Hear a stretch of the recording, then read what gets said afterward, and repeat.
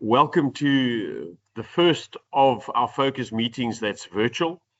I'm actually speaking to you from Cape Town, not as I would normally be doing from Johannesburg. And I think that's what technology teaches and shows us, that we can go almost everywhere around the world and still communicate, contact with one another, and share important concepts and ideas. Please make sure you are muted and that your cameras are off. That's more for bandwidth than anything else. We've also noted over the last couple of months that the internet doesn't seem to be what it used to be. It might just be the winter and the cold.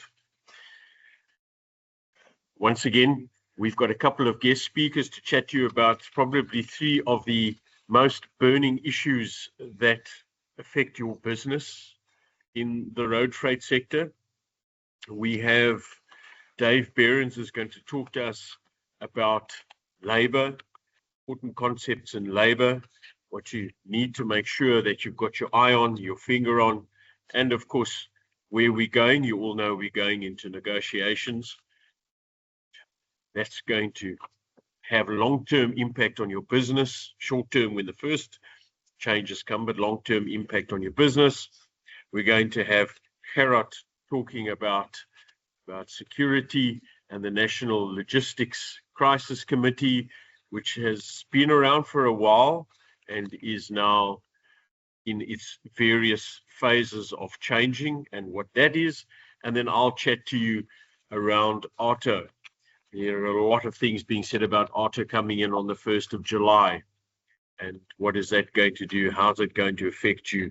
And what are the myths and what is really true in terms of both from operating and in terms of labor?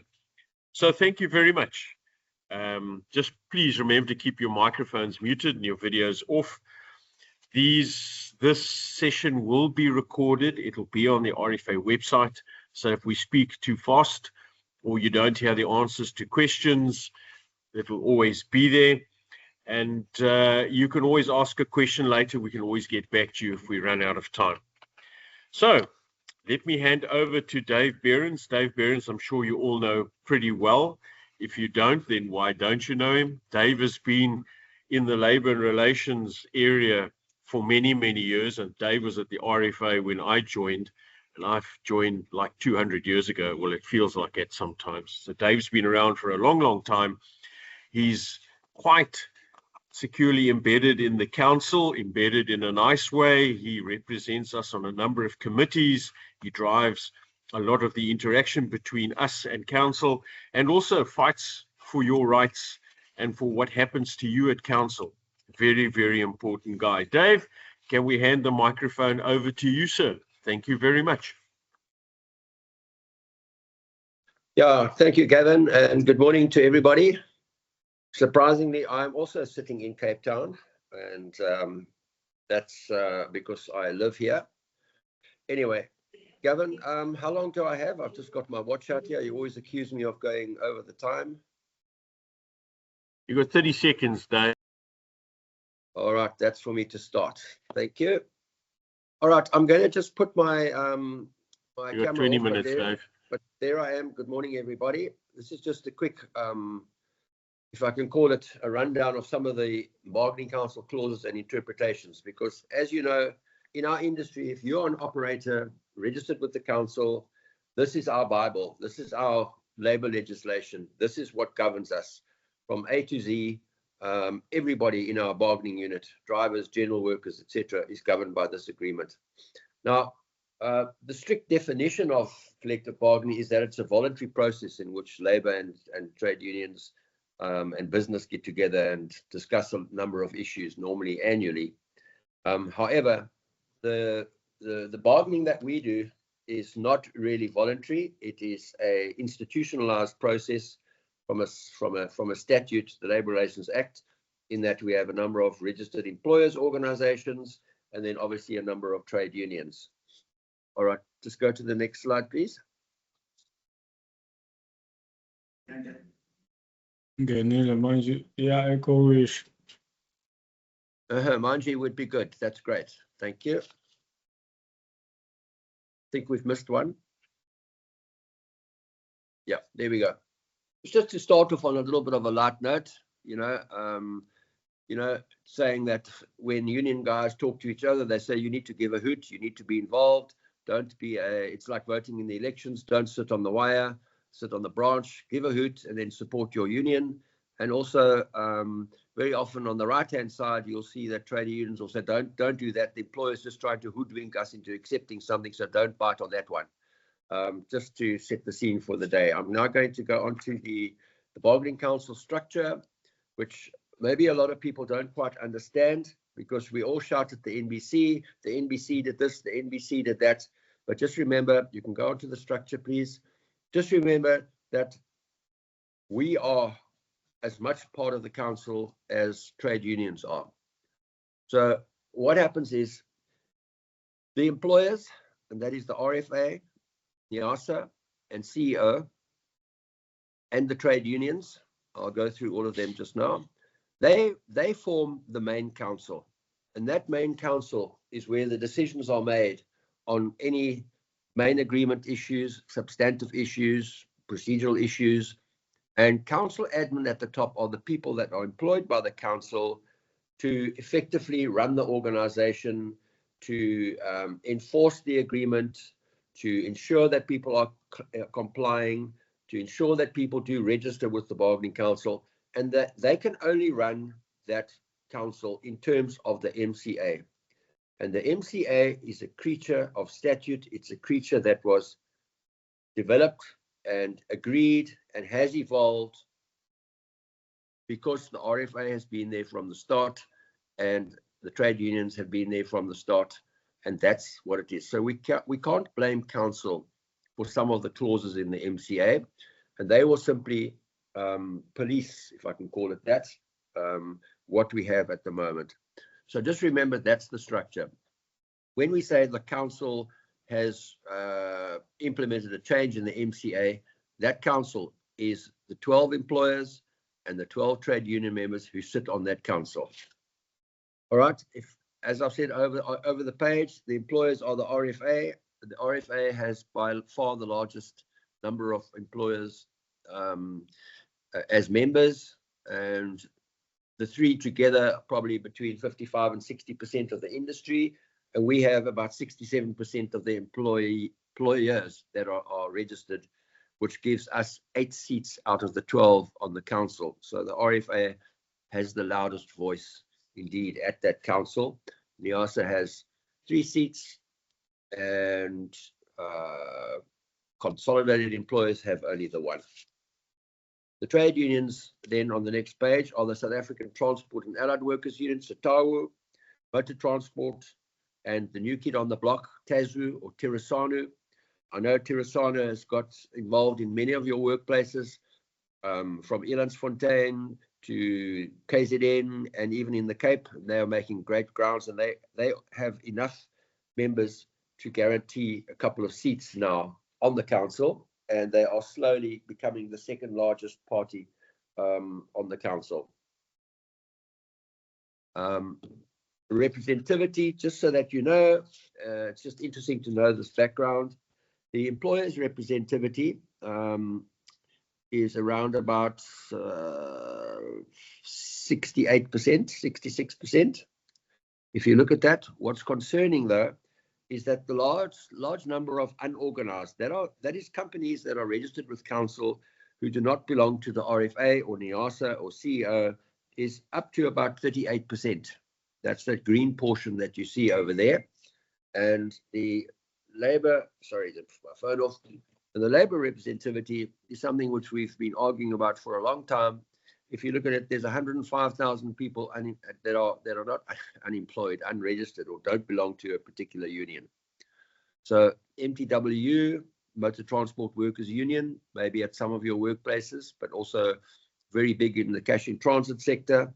And SATAWU were the main guys going into 2023-24. That has changed slightly in terms of the next slide, where you'll see that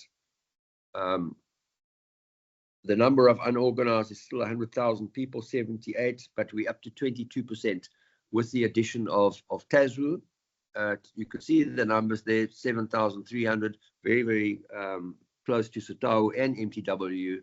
And NUMSA NUMSA is quite an interesting situation because there is a threshold of membership that is required by a trade union in order to be registered and recognized as a party. And that number is 5,000. NUMSA were granted temporary party status for a year, but they've dropped down to 3,500. So the council then is made up of, as I said, 12 union councillors, and I think they roughly split 4-5-3 with MTW, Satawu, and Tazu. That will change at the AGM, which is on the 20th of August, and all parties are waiting for the verified numbers that will come through. So we will be able to upgrade these graphs once we get those numbers, probably in September. The number of employees in our industry that are registered is been consistent around 128,000 people. So that's all the employees that are employed by all of you, the members, the people who belong to NIASA in the courier, the sector, the furniture removal, cash in transit, general freights, temporary employment services, etc. And then if we look at the employers, the Road Freight Association, slightly down, but still at 38%. But still 43% of employees working for companies don't belong to either NIASA CEO or the RFA. So that's where we sit with the RFA marketing department and the membership department and with Gavin and people, and we say, look, where can we go? Where can we target? Why are people not joining? Are these big companies that want to stay outside of an employer association? Are there smaller companies that maybe don't want to be registered even with council? So that's our job, is to try and increase the membership, particularly of those belonging to the RFA. All right, so when we go into negotiations, and it's a bit of a hot topic because we've just had the first round of negotiations for 2026.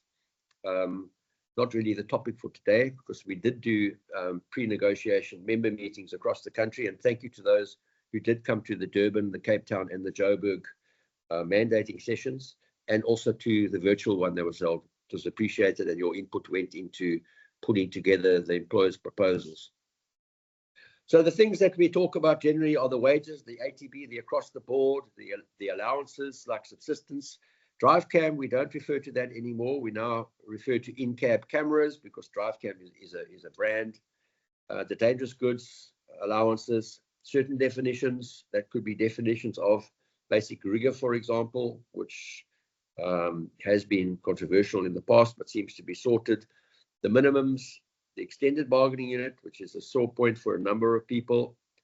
Clause 35 of the main agreement on incentive schemes, mule drivers, cash in transit issues, overtime. The retirement fund contribution is not regulated by our main agreement. In other words, it just says you must belong to a fund. So don't be caught out. Don't be caught out when agents come to you and say you have to belong to the Road Freight Industry Provident Fund and you have to pay 10% and 10%. Don't believe that. And of course, Gavin's opening remarks as well. You're always welcome to give us a shout if you have unions on your doorstep or agents who are not seeming to misinterpret or not quite understand an element of the main agreement. If we go over across a lot of people ask, well, how on earth did you get to that agreement? You know that over the last 3 years, we have managed to extend the agreement on a very narrow basis on ATBs and the minimums only and allowances. And that was brought about by a number of issues. The one was obviously COVID coming out of 2020. There was so much uncertainty. There was the TERS. There were people that had been laid off. There were people that had been retrenched. Companies had shrunk. Lots of things had happened. So it did not make sense for the parties to go into a massive, full-blown, they call it, negotiations with 20, 30 odd items on and try and reinvent the wheel per se. So we had to, over those last 3 or 4, look at lots of things like diversity. The traditional unions are maybe very worried about the up-and-coming trade unions. It will take away their power. It will dilute their numbers on the council, their influence on the council. Therefore, should we not get an extension in before those new unions are accepted into council? There are different sectors and chambers. CIT has different issues to furniture removal. Furniture removal has different things to courier and general freight, of course, more long distance transport, dual drivers, transportation of raw materials from the mines, needs protective custody, needs escorts. And then the non-parties are the other trade unions who wanting to come in and are so-called bubbling under. We saw a report from the council not long ago that in a survey, there are currently about 97 unions operating in our industry. Obviously, some of them are very, very small. We've never heard of them, but there are a number of so-called bubbling under unions like Detau and Retusa and the Unemployed Workers Union, which doesn't make sense to me, who may be knocking at your door. Affordability has been an issue for companies coming out of COVID and things like that. The fuel price is something that we're looking at right now. Different agendas. There are political agendas, particularly on the union side, as to why they need seats on the council. Some unions feed into COSATU, and it's important that they seem to be big in the road freight and logistics industry. Low representativity is a threat. The unions hate it when we say, guys, we can't negotiate with you because your representativity is too low. There's a lot of rhetoric that flies our way during negotiations. We try to do it through a mediator and not be face to face, because we get you're continuing to persecute the workers and pay starvation wages, and it's time that there's catch up and time we pay back to the workers. Transport costs are 40% of their take-home salary. The rest is food. How do we expect them to get to work and be healthy? Poaching of members has occurred. In politics, you call it crossing the floor. In union terms, it's poaching, where people have left Tasru to go to Satawu, to go to MTWU, and that occurs when one very diligent union organizer arrives at a site and says, right, guys, I'm here. We can promise you this, that. That may be a special funeral benefit, and he signs up the whole yard or the whole depot or the whole factory or the whole workplace. Member pressure is important. So this is the phase we are at the moment, where we've got to try and reduce expectations from where the unions have come in. We've got about 10 substantive demands with 5 or 6 sub-sectors in those demands, and about 20 administrative issues currently on the table before us. So it's important that we use the psychology, that I call it, to actually put pressure on the unions to go back to their members and say, listen, you can't have the 10%, 12% that you're asking for. It's not going to be that easy. So as you know, in the past, we've had single year agreements, we've had multi-year. Currently on the table, the only thing that has been agreed, whether it'll pan out like that, we don't know, is that both unions and employers seem to be asking for a 3-year agreement. Whether that ends up at 3 years, I don't know, but I think the chances of it being a multi-year, i.e. 2 or 3, are quite good. We need to come out with some sort of a win-win. We don't want, the unions don't want to lose face. They've promised their workers a lot, especially with regard to the EBU. And that's why we will try and have as many sessions as we can, so that they can go back to their members and say, look, we're not going to get this. Let's reduce this. Let's reduce that. And hopefully at the end of the day, we'll reach an agreement.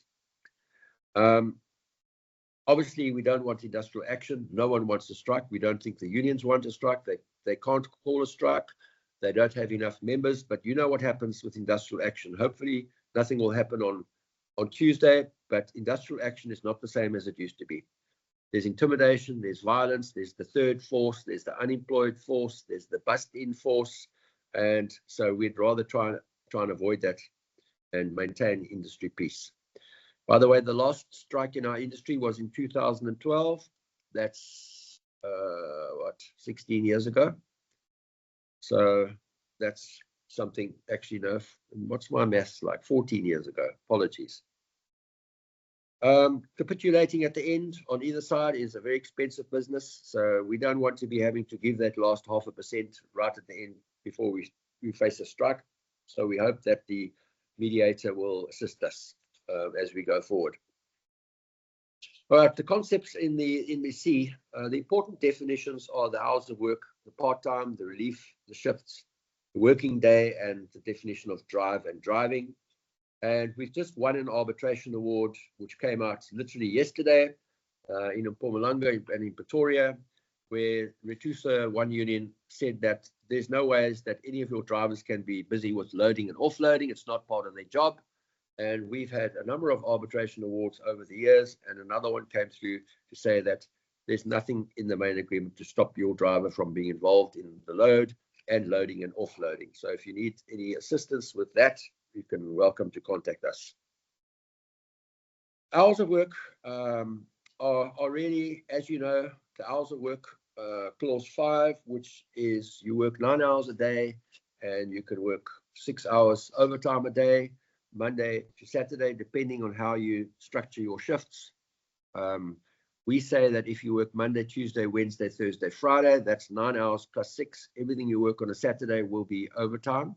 However, if your week starts on a Tuesday, Wednesday, Thursday, Friday, Saturday, the first 9 hours on a Saturday will be at normal time. So remember that. And if you have any queries on that, we've been through compliance orders with a number of unions at the council. We can assist you with that as well. I'm already on the next slide. Yeah, that's just an example of the shift, which is quite easy. It's really just what I've said now with the 6 hours and the 9 hours. You can go over to hours of work, please. Okay, that's the definition. It just says that it includes all periods of driving and any time spent by a driver in work connected with the vehicle or the load. And the broader definition is that could be offloading, it could be tarping, it could be unloading and loading. But the only thing it doesn't include is the meal interval, which you can vary from an hour to a half an hour, or if it's a 9-hour compulsory rest period. We are trying to see if we can't get more flexibility on that rest period. In other words, where drivers do work, for 7 hours or 9 hours or 10 hours, and they have to stop and only stop for 7 hours in order to get back to the depot. We're trying to get some flexibility on that 9 hours. Whether that works or not, I'm not quite sure. Just remember, very important, the union is trying to force us to accept the working week as being Monday to Friday, which we can never have, which we can never let happen. That's why it's very important. If you listen to this on the RFA website, or if you you get a copy of the presentation or something, that should stay between us. We can't be accused of bargaining in bad faith, but we do have a right to have a mandate from our members. And our mandate from our members is that hours of work commences at the time that the employee is required by the employee to be present. So that means on a Thursday, you can schedule a guy to work from Monday to Friday. Whatever else is above is overtime. Or you could schedule him to work Wednesday, Thursday, Friday, Saturday, Sunday. You must give 72 hours notice of shift. So that's why we say issue your shift roster on a Thursday. And you can also change the working hour, giving 12 hours notice. Those are things that some people don't understand, but you can phone your driver at 6 o'clock one evening and say, listen, I don't need you at 6 o'clock tomorrow. You only need to come in at 10. If he comes in at 6, you can pay him only from, let's say, 9:30 or so. And that's quite important. I don't think that the next one is important. Also, again, hours work ends when the employer requires you to end or when the journey ends. It doesn't include these extra 2 hours of sitting at a truck stop waiting to fill up your 13, 14, 15 hours, or hanging around the depot for 2-3 hours before you leave, or hanging around the depot 2-3 hours in the afternoon before you knock off or clock out or whatever it is that you do. The hours of work, again, I know I'm very limited on time here, but the 45 hours a week is sacrosanct.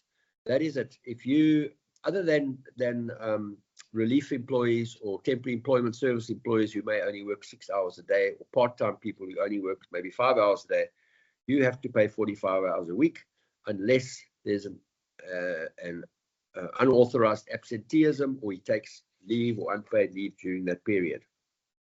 All hours worked in excess of ordinary hours, other than on a Sunday, are overtime hours. That's as simple as that. And overtime is at 1.5, as we all know. And there's the limitation, 6 hours per day and 30 hours per week. Yeah, I think that's straightforward. Just be very careful again.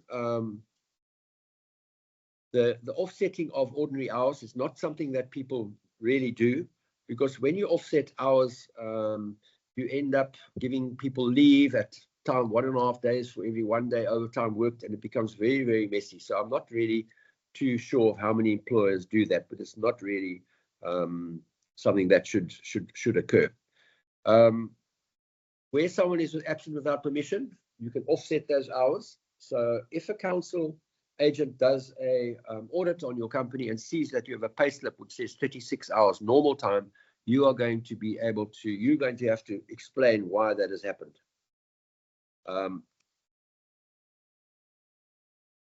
Sorry, I'm just going on. There's the important clause. The employer may change the working week commencement day and time, but must give at least 72 hours notice. So if there is a claim for back pay of overtime on a Saturday that you paid at normal time, then you need to prove to the council that you gave the employees notice to work, and he was due to work only from Tuesday, Wednesday, Thursday, Friday, Saturday. Therefore, there could quite easily be a situation where you would pay normal time on the Saturday. That's important. Then, when you go into subsistence allowances, subsistence allowance is triggered when he's on a journey, performing his duties, and he's absent from his place of work and his employer's establishment for a period normally over 24 hours, and the absence is for a period longer than his compulsory rest interval of 9 consecutive hours. We try and stick to the 24 hours because it simply makes sense that if someone is required to spend time in an away depot or at a truck stop or somewhere on the road, he gets paid 9 hours, and that's the 9 hours that we're trying to see if we can't make it a little bit more flexible. That's just the numbers we're talking about. I don't know if companies apply the meals separately, but in my mind, you cannot apply the meals on their own. In other words, if it's a period over 24 hours, you need to pay the yeah. Let's hope that gentleman also sleeps well for his 9 hours. That's the number. It's 243 Rand and 63. What that will be from 1 March 2027, we're not quite sure. But it is easier just simply to pay the 243 than to start getting finicky and start paying off a breakfast and a lunch and a dinner. Then maybe your trip is not really a 24-hour trip. But you can't pay the meals without paying the nights. So just remember that, and we're open to any queries in that regard later or at a later date. The cross-border, exactly the same, except as you can see, it's literally double. It's 487 Rand. So if you have people going across border, time is being wasted at the border, standing at the client, and on top of it, another 487 times 3 nights or 4 nights or 5 nights. It can be a very, very expensive business if you don't manage it very properly. Employees who are on subsistence allowance cannot receive a night shift allowance. The night shift allowance or the night work is for people mainly depot-based who are required to, at month end, stay in the office from 6 o'clock to 7 o'clock to 8 o'clock to 9 o'clock, whatever. You may end up having to pay some sort of a 1 or 2 or 3 or 4 hours particular night shift. Fortunately, it's not that expensive, and remember, it's payable even if it's even if there's overtime on top of it. It's 18 Rand 73 for the second hour of night work. So if you are clever, you will let employees work until 1 minute to 7 and then let them go, and then you're probably in the good, not only having to pay 1 hour overtime and not having to pay that night shift allowance. The hazardous goods, obviously anyone has to be qualified to get to be a dangerous goods driver and have the appropriate PDPs and hazardous goods certificates. He must be specifically employed to transport liquid nitrogen or gas or jet A fuel, diesel, or whatever. And the company is obviously registered with the NBC, and then that HASCEM allowance is 2% of the minimum wage for the category. Just remember, if you look at petroleum drivers who are earning 17,000 Rand a month or 4,500, whatever it is per week, just remember, some of your drivers may be earning a basic of 18,000 or 19,000. Remember that that HASCEM allowance is 2% of the minimum wage. So it's 2% of the 17,000, not of your 19,000. And that could save you quite a few Rand over a year if you're not applying it properly. So this is also very important. There's a discrepancy in the main agreement. If you are historically, fuel drivers, petroleum drivers were driving around the country for 15 hours a day. There were issues from the Minister of Transport saying that we're going to limit driving hours. It's dangerous. There's too many accidents. So we're going to have to stop this. We're going to have to limit hours. And the fuel companies took it upon themselves to reduce working hours from 15 to 14 to 12 to 13 to 12. But remember, when you get a contract now and you go and distribute gas, for example, or gas cylinders or liquid gas, they are working, like Total, for example, are working 12 hours only. So your restriction is not from 15 or 14 to 12. It is 12. So you don't have to pay this allowance. There are very few companies where this allowance should be payable because it's restricted by the client. It's not technically correct. This allowance is from when it's restricted from 15 to something lower than 15. So just be careful about that one, and you can ask me any questions if you really want about that. Then just with regard to leave amendments, you've probably heard quite a lot about this. In the case of a birth of a child, the employer must give and grant employee parental leave as per Section 25A of the Basic Conditions of Employment Act, and Section 25A has been completely revamped to include all sorts of issues. I don't know if many of you have had issues. We haven't had any queries. We've had the odd query here or there, where a spouse, mainly male, has queried something. But essentially, it says that any person that is employed, because this law does not govern any unemployed people, but anyone who's a single parent or the only employed party in a parental relationship shall be entitled to at least 4 consecutive months. If you have a spouse, a wife or a husband or a partner or a civil or a, what do they call, common law wife, then it should be shared between the two. Now, that's very difficult because it's 4 months and 10 days, which is the old 10 days parental leave. Share the 4 months and 10 days together might become a bit of a problem because the law retains the obligatory work for women giving birth for 4 weeks before and 6 weeks after. So that's 10 weeks already gone. It also refers to birth, adoption, or commissioning of a child, regardless of gender or family structure. If both parties to the parental relationship are employed, the parties are entitled in the aggregate to 4 months and 10 days parental leave. So how do you know what the husband is applying for at his business? If they both work in the same company, it's easy to keep track of that. So this is a bit of a nightmare. And of course, there's no payment structure. So if you have a policy that says we'll pay 50% to an employee for 4 months maternity leave or 3 months, 33% or whatever the case may be, you can still stick to that policy, but there may be a gender dispute or discrimination dispute that comes up sometime later on why you're paying the female and not the male. However, the government has given the UIF 3 years to come up with a dispensation, which would mean that a father or a male claiming UIF might be able to get some protection or some sort of payment from UIF, just as a female is entitled to now, which sometimes is about 45% of their basic wage.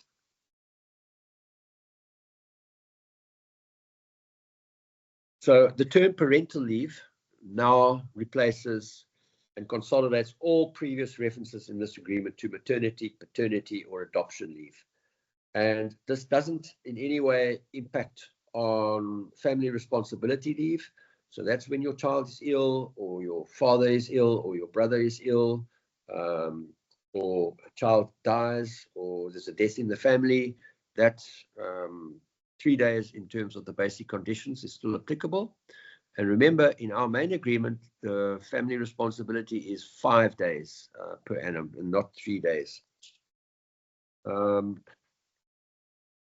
All right, so just quickly before we go, and I've done this faster than ever before, Mr. Kelly, so thank you very much. Maybe it's because I don't have people inside putting their hands up and staring at me, and I'm pointing the mic and then they can't hear me.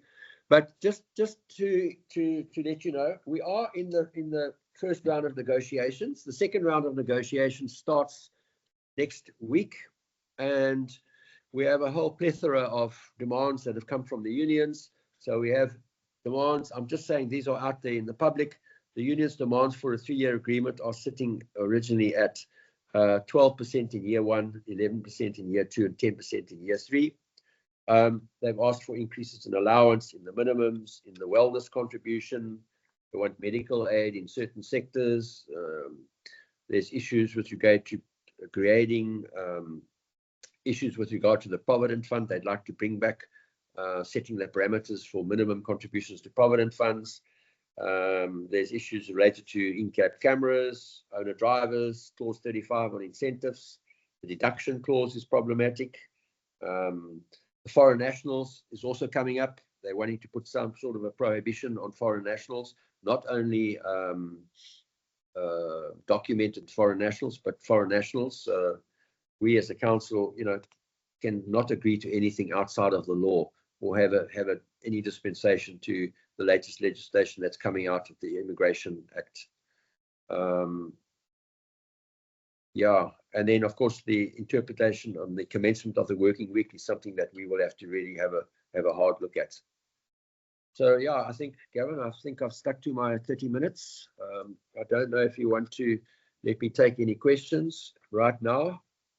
I'm absolutely, Dave. Quite happy to do that for a while. Thank you. I think that was great. I'm just going to quickly go to see if there are any questions.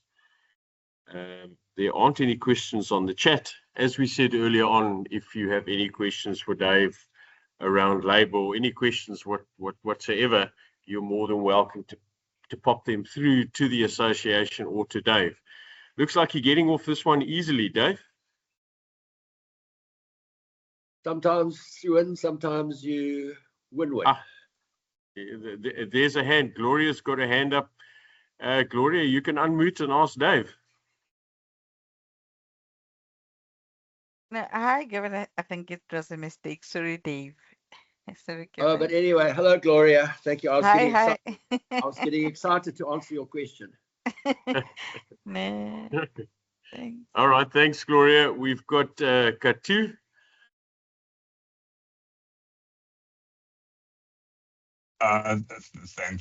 Thank you. Sorry, I was muted, Kevin. Dave, Katu from TT. I'm the managing director from TTN Logistics. My first time, attending your meetings. I lost him. Two things that I need to check.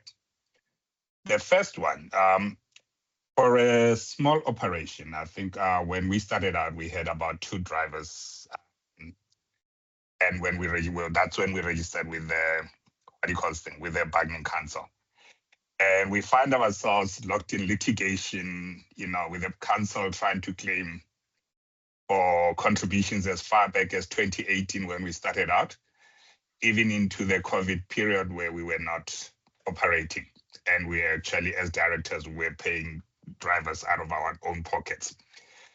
How does one go about dealing with that issue? Because it's an ongoing thing that we are engaging the council with. That would be the first part. The second part of the question, when you have such a situation again, where the bargaining council is fighting to say, give us money, and you're saying we would rather save jobs, we'd rather pay drivers and have our drivers being able to support their families than lay off people and pay the bargaining council. Which one takes priority there? Thank you. I'll listen offline. All right. No, thank you. Thank you very, very much. Look, first of all, we must understand, whether we like it or not, there's no special dispensation for small employers. if you look at the new labour law amendments that are going through, they're still proposals, but one of them says that any new company employing 50 or less employers will be exempt from the bargaining council provisions for the first 2 years. So government is obviously thinking that this is something that needs to be looked at.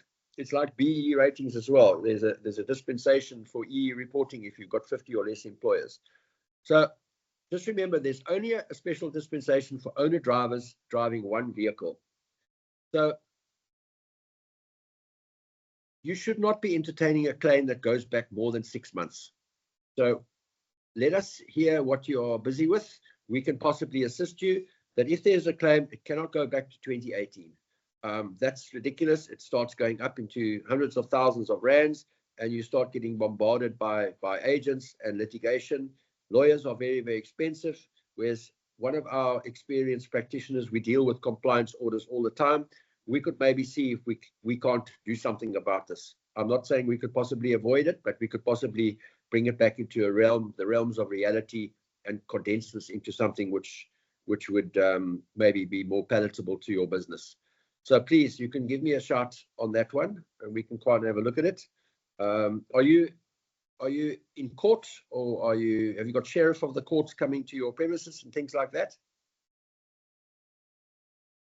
At this stage, well, I think basically how we found that is that just after COVID, when we moved into our new premises, then we had the sheriff of the court coming in to attach, all sorts of things. And it happens such that, when these compliance orders were being sent, we were not even at work, and whether it goes into junk or whatever, they don't care. As long as it was served on you, then they rush to the courts to get the, to get the sheriff. So we managed to deal with that. Where we are right now is that I think we've engaged with the council. We are, I think, currently we've lodged an appeal, so we have an appeals body hearing. So it hasn't gone to the labor court as yet. Okay, all right. It sounds like there's a long story there, so maybe you should give one of us a shout and we can maybe have a look at it for you. The other one is, to put it bluntly, when you get to a situation where you're suffering hardships and you go to the council and you say, listen, do we either keep these jobs or do we contribute to council? They're going to say, look, that's not our problem. You need to stick to the main provisions of the agreement. You need to contribute to council. And they won't answer that question. The only way that you can get around that is to apply for exemption. And at that exemption body, you will have to open your bank books. You'll have to say to them, look, we can't afford it. We can't do this. We can't do that. There's the bottom line. We're running at a loss. We're doing this. We're doing that. Please give us exemption for 12 months from the holiday leave pay or the wellness or the annual bonus or the whatever that may be. Unfortunately, that's the only way. But not every company can just say to the council, we're suffering financial hardships, our margins have shrunk, or there are no margins, therefore we can't pay you. They're going to just keep on at your door, and some of those agents are very, very persistent, and they've got targets. So some of them do a very, very good job. Some of them get things totally wrong. But yeah, we could also assist you with some sort of exemption or have a look at it. So maybe we must arrange maybe sort of a 45-minute Teams meeting sometime just to go through all of those things. We either myself or one of my colleagues will quickly pick up on where we can assist you. Thank you, Dave. I'll definitely take you up on that one. Okay. Good luck, Katu. You're not phoning thanks from so Katu. You're not phoning no, from Katu. I don't think he's phoning from Katu. Katu in the northwest there on the mines. No, I'm in Pretoria. Thanks so much. I see there's another hand up. Anna? Good morning, everyone. Thanks, gentlemen. Dave, my question is, I joined 10 minutes later. I'm not sure if I missed it. In my name, Bana from Generations Transport in Rustenburg. As the issue is a dual driving, how do I work out the hours for dual driving? Because they require a dual driving. The other driver will go to, we are commuting between Polokwane and Rustenburg. So they are saying the other one will drive to Polokwane and then the other one will drive back with the load to Rustenburg, both of them in the truck. But my argument with the client was the bargaining council requires that you rest 9 hours uninterrupted. But while somebody is driving, is it possible that you can rest? And then that's number one. Number two, how do I charge it? How do I pay the drivers dual driving on that one? Thank you. All right, well, thank you for picking that one. That's a bit of a hot potato at the moment. We've also just been through a lengthy arbitration process at the bargaining council involving 4, 5, 6, 7 different parties on dual drivers. And what came out of that arbitration award is that the payment of a dual driver is simple. If you go on a trip, let's say the trip is 24 hours, you have to pay each driver 9 hours plus an allowance type of thing of 6 hours. So therefore you're paying 15 and 15 hours for a 24-hour trip. Now, logically, some managers and directors of companies don't understand that 30 into 24 does not go. But unfortunately, if you look at that 6 hours as what we call an inconvenience, it used to be an allowance, which was simply raised to 6. We're going to try and change the wording thereof. But technically, you don't have to physically measure the time that the guy sleeps in the cab. But yes, if you take that trip and it's 24 hours or 22 hours, 9 hours is deemed to be rest interval for one driver and 9 hours for the other driver. So that is uninterrupted. Whether they agree amongst themselves that the one drives for 7 hours and the other one sleeps for 6, and then the other one drives for 2 and the other one sleeps for 9 or for 4, that is between yourself. It's difficult to manage, really. But yes, if you're away for 24 hours, it is deemed that you've both had your 9 hours uninterrupted sleep. But the problem comes in if you go on from Polokwane to Rustenburg on a short trip, where you are required to have dual drivers because of your client's sensitive manganese or sensitive gold dust or whatever it may be, then you've got a problem, because if it's 18-hour trip, you're still going to have to pay the 30 hours. But that's something we are quite experts on. So you can also, Pana, you can get my number from Charlene and maybe give me a shout sometime and we can maybe just have a quick chat. Do you have to use dual drivers? If you don't have to use drivers, I strongly suggest that you don't use dual drivers. But if I have to ask this day. I have to use dual drivers, so I'll have to contact you. That's fine. Yeah, I think that's the best way to go, Dave and Pana, is that Pana, you get hold of Dave and you can have a good long discussion over a cup of tea and 2 dual drivers. I don't see any other questions. Dave, thank you very much for your time. We're going to move on. I think what we probably need to do is do a dedicated Tools for Truckers webinar, maybe with you spending most of that time chatting to our members. But once again, thank you so much for your expertise, your time, and for what you do for our members. It's a pleasure. And thank you, everybody. Have a good day. Again, ladies and gents, that doesn't stop you posing questions to us, or we can forward them to Dave. Please, this is just time really that we're dealing with. So it doesn't mean that now that was the last opportunity you had to ask us questions until 2035 or something. Not at all. We move on to our next speaker, Gerard Marais. Gerard Marais has been in trucking and logistics for a long, long time. You'll notice when he comes on, he's got lots of dark black hair. He's been around in a number of large state-owned entities in looking after their logistics sectors, their transport sectors. He's been a member of the RFA board. He's been chairman of the RFA board. He now works on the sidelines, looks after important aspects for us at the association, SMMEs. He looks after the vehicle cost index with a team there. He does recruitment, and he's going to chat to us today about workstream 2 of the National Logistics Crisis Committee, what that means for you, where it's going to be going. So Gerard, over to you. Thank you, Gavin. I just quickly switch on my camera. You can see my beautiful black hair and what has happened there. So what is important when we look at the NLCC and the work that has been done there, we can move on to the next slide and just look at that history of how it was formed. So just waiting for that to come up.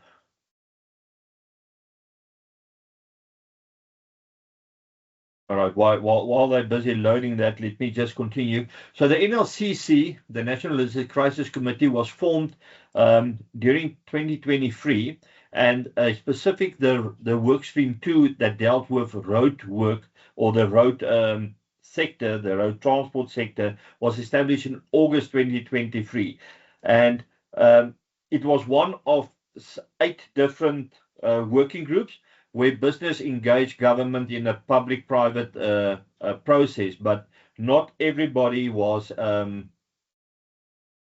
all the work groups did not necessarily have business participation. It was only then on the road and then on some of the rail ones, and then there was also a security one, and I will touch upon that just in the end regarding that. So what is important, I just need to know, do I need to share that or are you sharing it from your side? Oh, it seems like it, there it's coming in. Okay.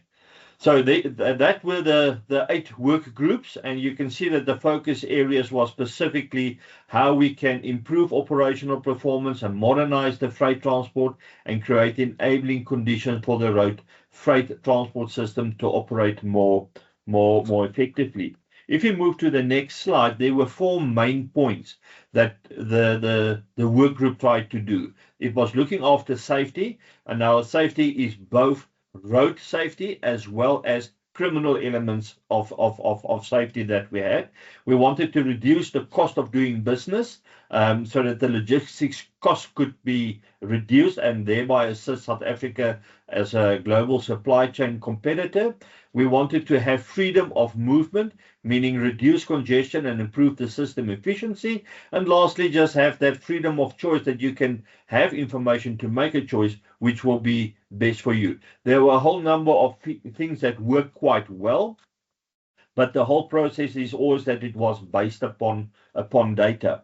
The next couple of slides I'm going to go through very, very quickly because it just touched back to those main points. So on the safety one, it was about how we can have additional law enforcement. We assisted them with some directive information because they also didn't understand a number of things. We worked with some of the transport operators to ensure compliance, and then also had a whole process of managing community vigilante actions.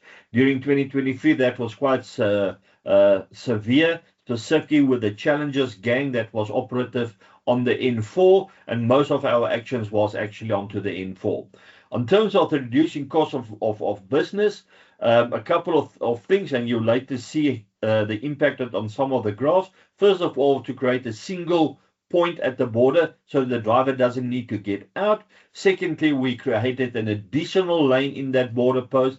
And lastly, we created a truck holding area. Now, that truck holding area was needed for 2 things. One, to move the congestion off the N4 because it created a safety risk. And secondly, was a prelude for us to get to a medium term, a one-stop truck. But ultimately, we're looking towards a process where there could be a smart one-stop border. Now, the difference between a one-stop border and a smart one-stop border is that on the smart one-stop border, everything is digitized.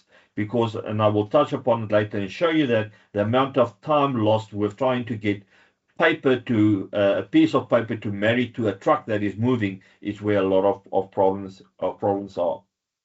The next one was dealing with the freedom of movement, and that was about sharing of information and what we can do in terms of having the correct selection of your freight forwarder so that you don't have this marriage that needs to be arranged between a moving truck and a piece of paper, because you still need a piece of paper at the border, and then also working together with SARS and them to say, how can we get that fully digitized and get that out? The second part is that the truck holding area must also create as a green lane, and work with the smart seals to see how we can do that. So there's a lot of work that is going on there, and that is still ongoing on a different manner than just in the NLCC, but I will come to that. If you then look at the freedom of choice, that was very much based upon how can we use centralized data and utilize that data to get analytics, improve our incident reporting, do monitoring with the aim of then achieving results. Now, if you look at the next slide, you look at what has happened with the results. The most important thing is that the queue length has reduced with 77%, and that was for the period October 2023 until end of August 2025.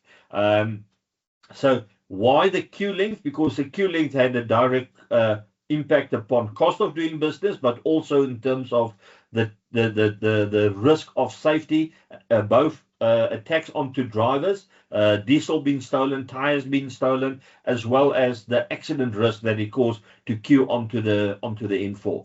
Very much directly linked to the cost is also the transit times, meaning how long does you stay or how long does it take you to cross the border in total. And that we also then created at least a 10-kilometer staging area, which is in kilometer 7. Now, all of that savings that was achieved, and I will show you in some of the graphs, roughly equates to a 211 million cost saving per month for the country. It does not necessarily go to the transporter. Most of the time it will actually go to the cargo owner, but it does impact very heavily in terms of the road transporter. So if we look at the work that was done in that 2 years, what worked very well? And the first thing is that collaborative engagement proved to be very successful, meaning that we had to engage with state-owned entities, we had to engage with the transporters, and between them, we managed to get quite a good collaborative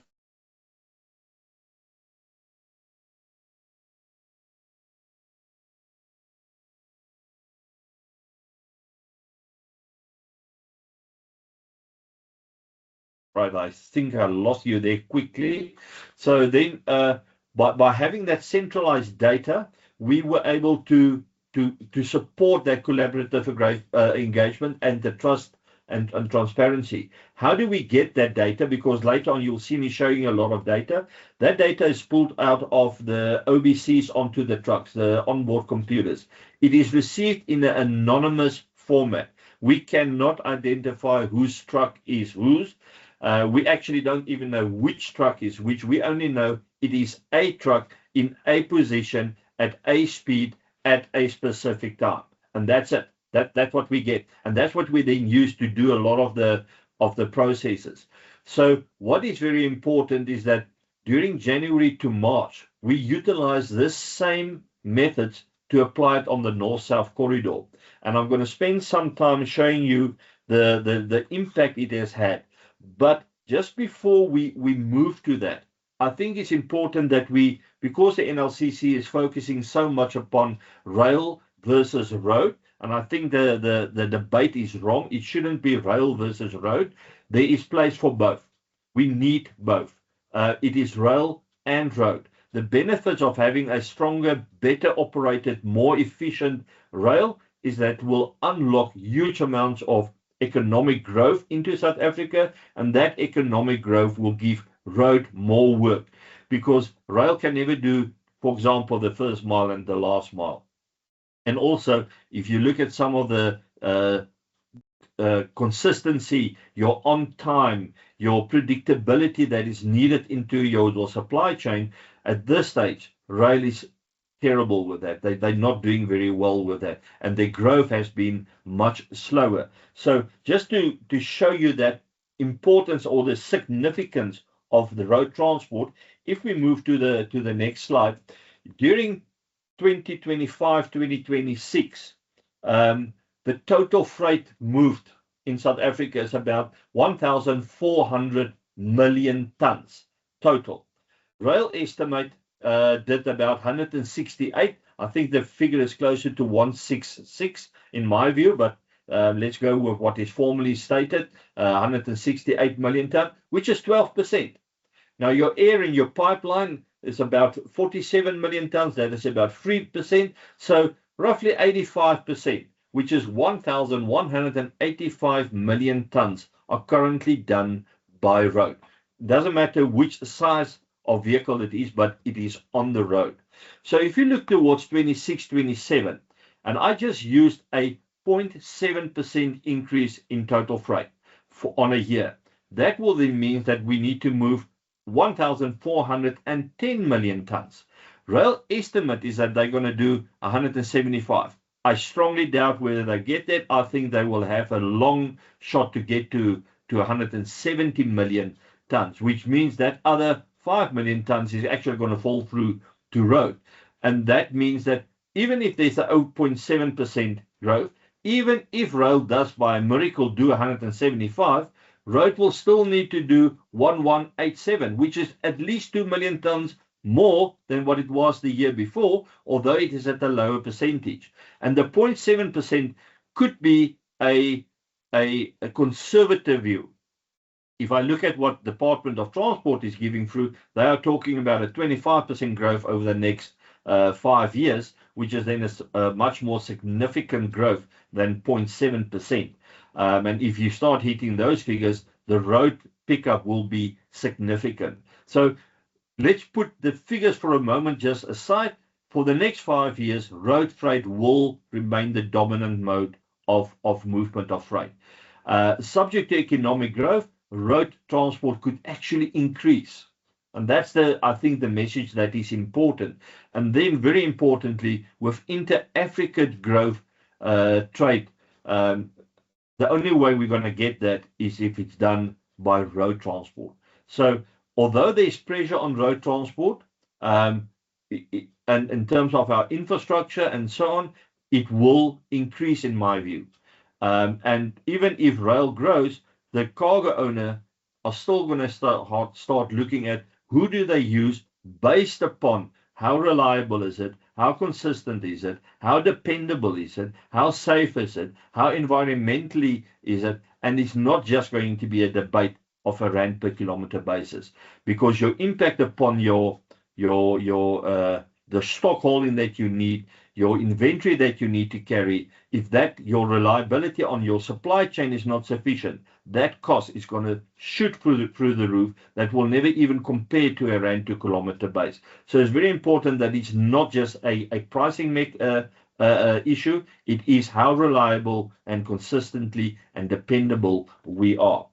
The next one I want to show you is just a graph that has been going around indicating where all the rail networks are. Now, the important thing is I just want to show you my argument that if you look at Southern Africa, where we see a lot of the road growth coming, you'll see that there's relatively low levels of rail. To give you an indication, if I compare the first 5 months of 2025, meaning January to May, with 2026, January to May, just looking at the Lebombo border post, the difference in terms of number of trucks processed, there was 8,127 more trucks processed in that 5 months. So significant growth in terms of the road transport side that you can see, which makes it important that if we want to increase, and remember, with the National Logistics Crisis Committee, the phase that is continuing is only focusing on rail. The road transport side has stopped, completely stopped. They actually, the project was completed in September 2025. The Road Freight Association, based upon the information that is needed onto the various corridors for the benefit of their members, has stepped up and has been involved and still continue to be involved. So let's move to the next one and just start looking at the significance of those road freight corridors. And if you look at those road freight corridors, typically a supply chain would have an import, a warehouse, the first transport, a sale of a manufacturer, a second transport, a warehouse, a third transport, and then the end one.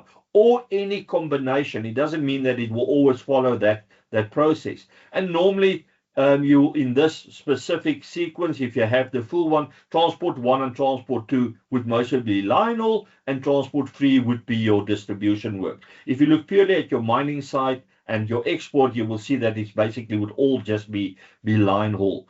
And that is why it's so important that you need to understand that a corridor always consists of a couple of issues. There's always normally a port, and then there's a route, and in that there are border posts. And if you look at that, that is your critical elements in terms of any of your routes. So if you look at that map, I just quickly hand drawn some of the major routes in there. You will see there the Durban to Johannesburg route. You will see there the Richards Bay and the southern basin of the coal routes there.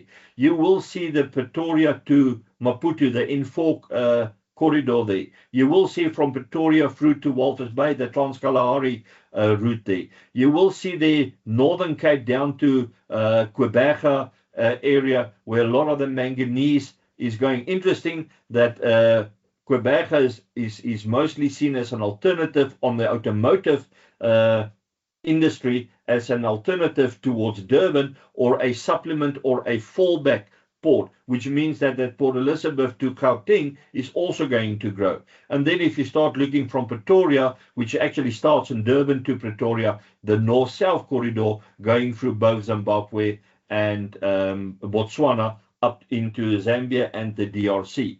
So you can see that all our neighboring countries are critically linked to South Africa in a Southern Africa process. And all of that areas are very critical, because that's where your inter-Africa trade will be growing. So if you look at the next slide, it's just you've got your ports, you've got your borders, and you have got your routes described there. If we can just move that slide on. And you need to understand that in this process, road transport is almost exclusively in the private sector, which makes information about how you can utilize it very difficult. That's why we in the NLCC embarked upon this process where we pulled it off, and the RFA now currently still have got access in terms of that and building that to go forward, and then focus upon how we can improve and make that work. But you also need to incorporate your government and state agencies' information, and you need to have that information on a near real-time process, and that's why we utilize the OBCs. Because without the data and the comparisons, it's almost impossible to effect change, and you can also not benchmark and see how you improve it. So I want to move to the next slide, which is a specific focus on what has happened on the Maputo corridor from October 2023 to March 2026. So if you look at the top left-hand corner, that first graph there with all the little numbers, the blue bars is representative of 2023, and that's the time it takes to cross the border. If you look at the red bars, that is 2024, the green bars is 2025, and the purple bars are then 2026 up until March, that it's updated in there. So what you will see, first of all, on the bullet point number 1, that will refer to the period end November 2023, when we started to have the customs and immigration serving the driver in one window so that he can remain in the truck. So you can see the October to November increase, and then the drop down in December when it started. Bullet point number 2 is when in April 2024, when we implemented the second lane, and immediately you can see how the time has improved. Then we had 2 very bad periods, and that is points number 3 and 4, and it's all related to the Mozambican unrest, which started in June to August. Specifically, that was in the Rosano Garcia town, and the protest, and the protest was basically that they blocked all the trucks by putting a cone in the road, and no trucks can move forward. And then in December, it actually started more in October, and then accelerated up into December. That was when there was a full-blown political unrest in Mozambique, and you can see December we had a average time to cross of almost 30 hours, but that includes a number of days when there were 0 crossings, which makes it very, very difficult to have done that. Point number 5 is when the kilometer 7 was introduced, and you can start seeing it then going slightly up after it came down quite significant. And then bullet point number 6 is when kilometer 7 has finally settled, and you can see that it is much lower. If you move to the right hand top, that just gives you the comparative times over 2023, 2024, 25 and 2026. Now you will see that a significant drop in the crossing time and a significant drop in the average queue, and that is where the 211 million rand saving came from. The green line indicates the average number of trucks processed. 2024 was significantly lower as a result of the December unrest, and you see it picked up in 2025.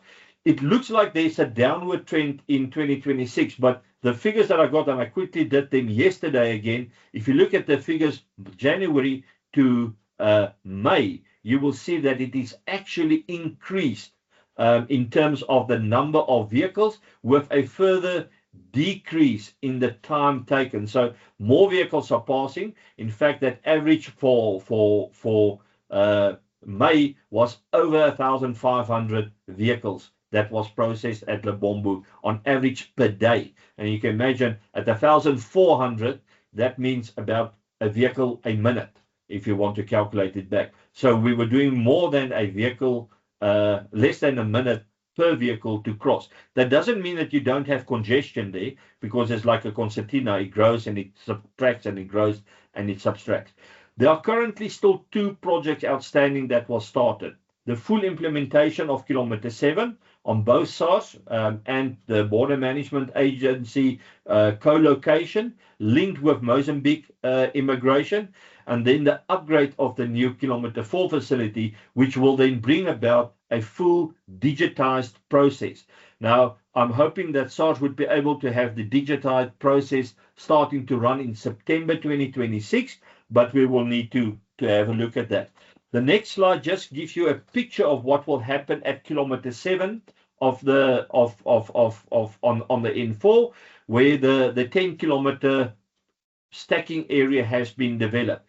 Now that area used to be the Kumati airfield, and you will actually exit the N4 there at point 1A, and then you will go through your first control point, and there's going to be a second control point, and then your final one, and then you move back to run onto and join again the N4. They're also trying to have the point there where you join the N4 up to the border to be a no-stop zone. And that is where the smart seals are going to start coming in, and that's where the green lanes are going to start coming in.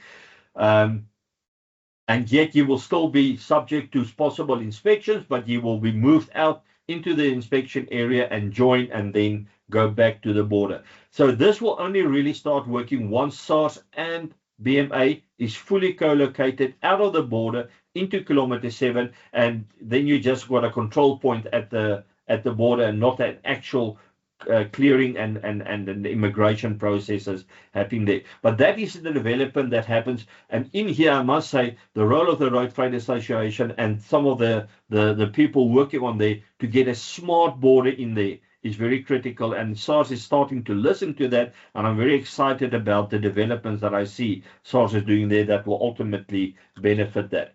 The next couple of slides I want to go through very, very, very quickly. It's just some information upon the north-south corridors. Remember, I said to you that the NLCC stopped their work in September 2025. This project was for 3 months in 2026, January, February, March.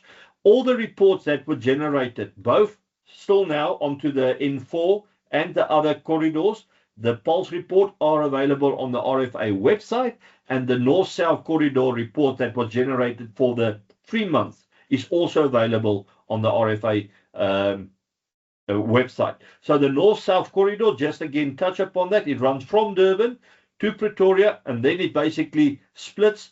Either you go through Tlokeng and then via Botswana, or you go slightly other side of Pretoria at Mapungubane, and you turn there, and then you go through Groblersbrug, and then you go continue via Botswana, or you carry on until Beitbridge, and on the other side of Beitbridge, you either go the Bulawayo route or you go the Harare route.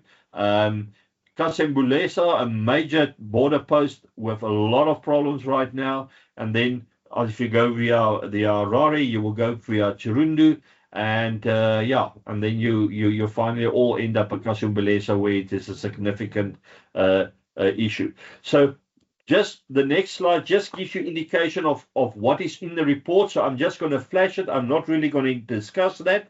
It gives you what has happened with average border time, median border time, and queue links over the 3 months over all those borders, whether it's moving Durban from South Africa to the north, or whether it's moving from the north down to South Africa. A whole host of information, and this is information that you as a transporter can utilize to plan better, to get to your ETAs better, get your deliveries better, get your dependability and accuracy of how you service your clients better, because that is going to be a far bigger impact upon whether you get chosen to do work, because you are becoming dependable. The next slide just touch upon some of the SARS information and what has happened there. And then the last one, just move on, please. 2 slides and another one. I just want to touch upon this. What is involved in that report, and you can find the report onto the website, as I said, and I see Charlene has also posted some of that. We also take the route and we break it down into various segments to determine what is happening in a segment, because we want to have less variability in a segment. Now, I'll try to explain that to you. If you look at Heidelberg to Warden, there on the right-hand side, about the second table, you will see the Heidelberg to Warden is running at a coefficient of variance of 4.78%. What it basically means is that the lower that percentage, the more it is similar if you travel on that area. So, for example, if that normally takes you 2 hours, it will continually take you 2 hours with only a 4.78% difference. If you look at the table above that, you look at Lubumbashi to Kasembulesa, that's standing at 201%. So, just as a comparison, if that was taking you 1 hour, the next time it can take you 3 hours. And that is where your on-time arrival and your dependability and the consistency start playing a role. And that's why it's so important that we have there. If you look at that top one, you'll see Heidelberg to Joburg is a problem area, and I will show you some of the differences that has come on some of the next slide. So if we move to the next one, it is where we have taken information upon the N3, and the N3 is in the various segments.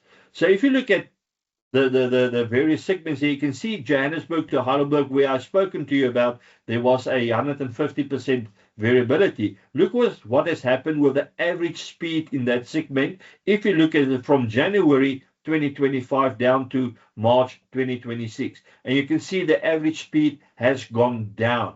And if you look at Johannesburg as an area, that is actually the slowest area in terms of speed, which means that there's congestion in that area. So as a transport operator, you can then start saying, what can I do about that? Can I change my times when I leave that? Can I do a better planning there? Because I lose a lot of time there, and time is money.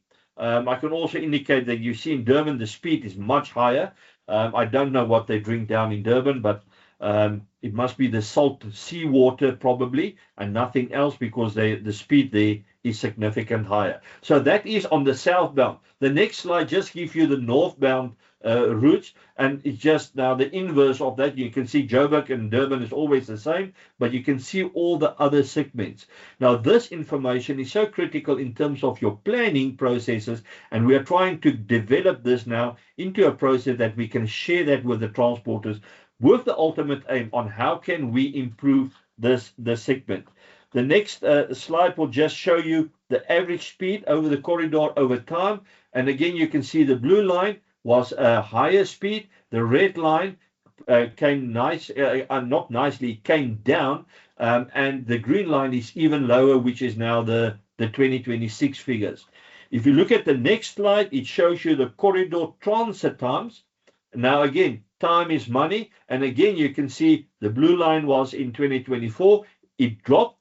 Then we had an increase in the time during 2025. And now it's in fact higher than it was ever been. So bottom line out of this, what are the critical issues? You will see that the N3 is structurally deteriorating, meaning it takes a transporter longer to complete his work onto this corridor. Now, what can you do about that? That then becomes the issue to say, is it congestion in certain places, such as where you access Johannesburg? Is it in the Johannesburg to Heidelberg, Heidelberg to Warden area? And what could be done about that? What is the impact upon the number of incidents? And those are all matters that we are tracking to say, how can we improve that? And my conclusion is not just incidents that is impacting it, it's the structural processes and management of the infrastructure that is causing significant delays into certain areas. I want to touch upon the last slide, which actually just deals with what is happening in the Port of Durban. So what we measure here is from gate in to gate out, just the time a heavy motor vehicle spent in a specific area in the port. Now, you would have heard probably that there were quite a bit of news reports about how much Port of Durban has improved. If you look at this stats, you will see that, yes, they have improved up until March. The bad news I can say to you is that from May this year, it has all started to skyrocket again. So there is definitely an issue in the harbour in time lost for a road transporter that is entering to pick up, and that the container one has shot up to, I think, to 107 minutes, and all the rest has actually also increased. So there are definitely a problem. I think the port has improved the seaside operations, getting the ships to offload quicker and move out, but the road transporters are not getting the benefit than what they got previously with improvements. And that is a critical matter that we need to touch upon. Now, I just want to quickly talk about the risk factors and some of the security issues. There is a lot of talk about what is going to happen on the 30th, and it is a concern. And again, the Road Freight Association has been quite proactive. Our groups and information groups are already sharing a lot of information in terms of that, and I think it will be very active during the 30th. We are hoping that there is no major issues, but again, it's better to be prepared than to be not prepared. And this morning also more information was shared onto the RFA through to all members to say, here are reporting issues, here's issues that we can have, because it remains a problem that a transporter could be affected if there's congestion, because the moment you've got congestion, you are standing, you are a risk factor onto the road, and you are losing money. So that is the whole issue behind it. So the NLCC started with some work. We are trying to move that forward so that we can have it continuously to benefit our members, and the Road Freight Association is picking up that torch. So Gavin, I've quickly run through it. I can hand back to you and see if there are maybe any questions.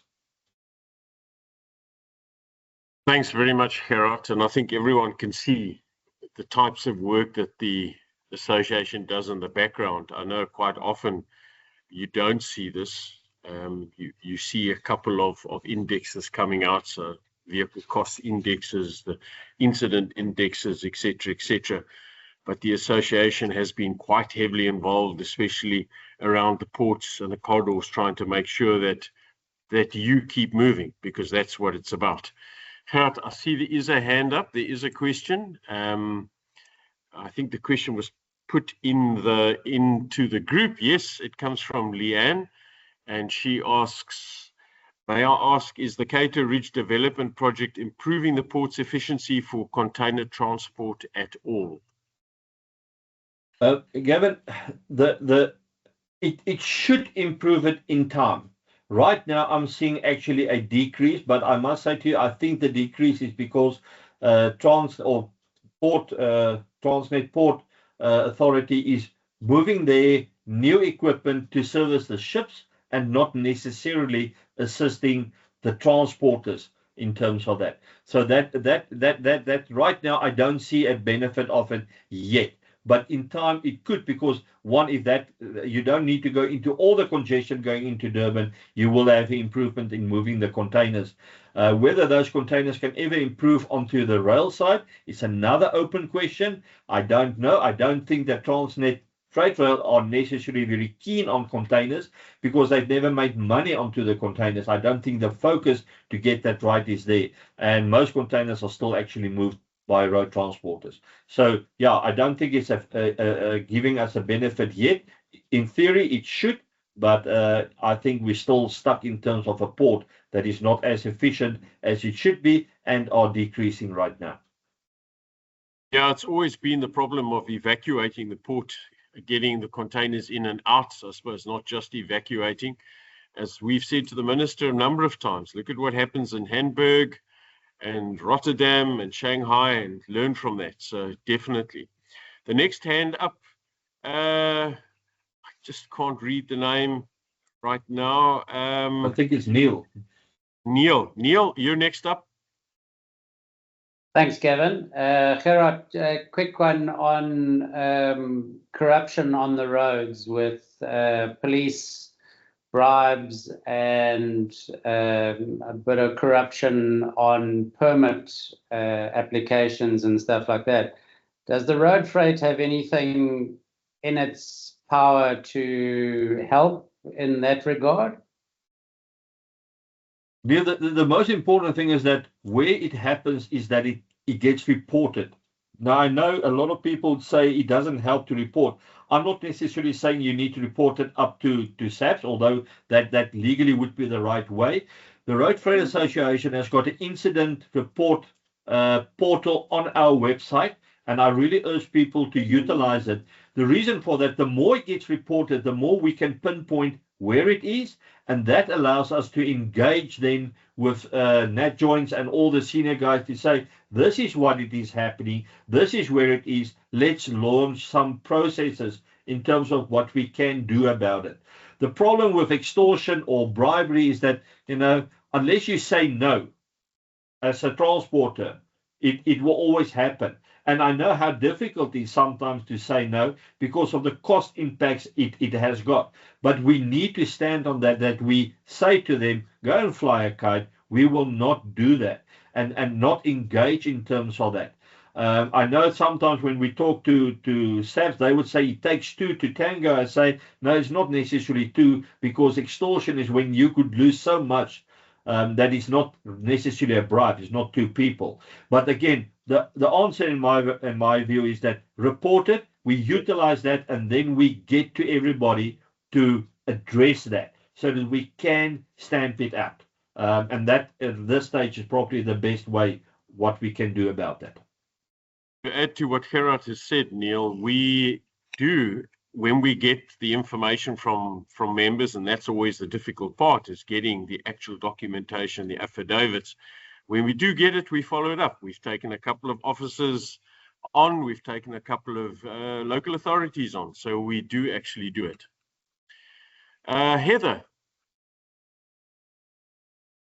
Thank you, Gavin. It's actually Carl here, Carl Webb. I've been listening in on Heather being on this chat. Just with Heather, regards, you've got a bad cold. Yeah. Sorry, I'm very hoarse. Yeah. Gerard, regards the container terminal, they say 100 minutes odd for a truck to turn around in Durban. They don't mean that's only from time of arrival at the terminal gate. What they don't, the information they don't give you is that it can, you have to apply for a booking through their portal. That can take 2 days to get a booking. DGT have taken over, it's now called Durban Gateway Terminal, have taken over, that's an international company. And if anything, it's got worse and not better. They don't answer phones. The out of gauge bookings are complete fiasco. They put you on the same portal as the others. And of course, they're always too busy, whereas the equipment is standing idle in the out of gauge terminal or section, waiting for trucks to pitch up. Exactly what you said, they're concentrating their energy on the ocean side instead of the land side. This has been a historical thing. If you're landing 3,000 containers within a period, you have to remove 3,000 containers in that same period. They're not doing that. So yeah, that is the reality of where we are. Thanks. Yeah, if I could just add that the figures for May indicated on containers are 107 minutes. That's my figures that I got. Remember, we get it on a sample of those OBCs, not every single one. And that excludes the port access and the port road process, and that will actually make that even longer. That will probably, I think the one was 12 and the other one was 8, so that's another 20 minutes with that. So you start talking almost 130 minutes just to get that container. And yes, it has shot up. And it's exactly as you have said. So yeah, it's a critical problem, because if we don't do that, the port will just get congested, and then it is a major problem, and then everybody screams. But if they haven't done their work right from the beginning, applying it correctly. The only thing I could add there, I had a discussion with some of the rail groups, and they were complaining about exactly the same thing. And that's why I also made the statement in the beginning. I don't think that Transnet Freight Rail's improvements are going to be as big as we think, because they now think that they will engage customers directly, and they haven't got a history of treating customers very good. And they don't realize that is the biggest, and Afrikaans will say mealsteen. It is a rock around their necks. I don't know what the right English wording for that is, but they're not engaging their customers, and they were certainly not engaging the road freight operators efficiently to say how we can do that better. And I've heard about every now and then they say they want to do things, and then we ask them, have you spoken to the Road Freight Association about that? And then they all go quiet. So yeah, I think that there's a lot of work more to be done to improve that. Thanks, Gerard. A very, very informative presentation. And yeah, please remember always to contact us if you've got some challenges, and you can send us those questions. Heather, I'm sure you can help Gerard quite a lot once you've got over that serious deep throat of yours of helping him with some of those stats in the port. That brings us to the final presentation, which is Otto. And that's me up. So I'm just going to quickly get that one up for you.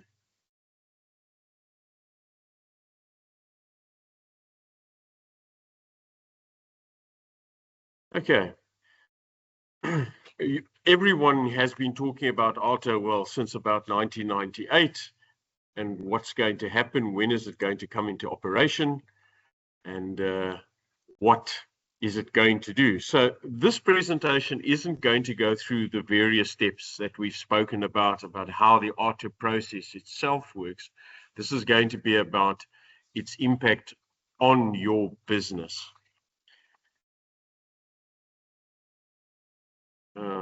Something has suddenly frozen for me. There we go. So we all know what the objectives of Otto are in terms of trying to change what's happening out in the current situation with how traffic fines are both issued and how they are dealt with. The biggest thing is that that Otto is supposed to bring uniformity across the country so that everybody will charge the same for the same offences. One can say that tongue in cheek, because that's really what it seems to be about, is revenue generation. But the other is that there will be a unified way of dealing with offences, so that what happens at a national level or at a local level will be treated the same.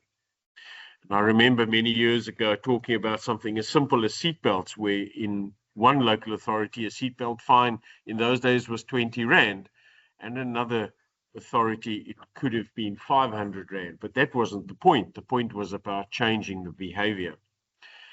Then, of course, there's the process of putting in place a system which is going to make sure that these prosecutions, which are now going to be called infringements, don't disappear. We all know how that works. where currently the notices that are issued either get issued through an automated system or get issued on the side of the road and they disappear. So ARTO is now going to try and bring all of that into a process where they can't disappear, yet to be proven.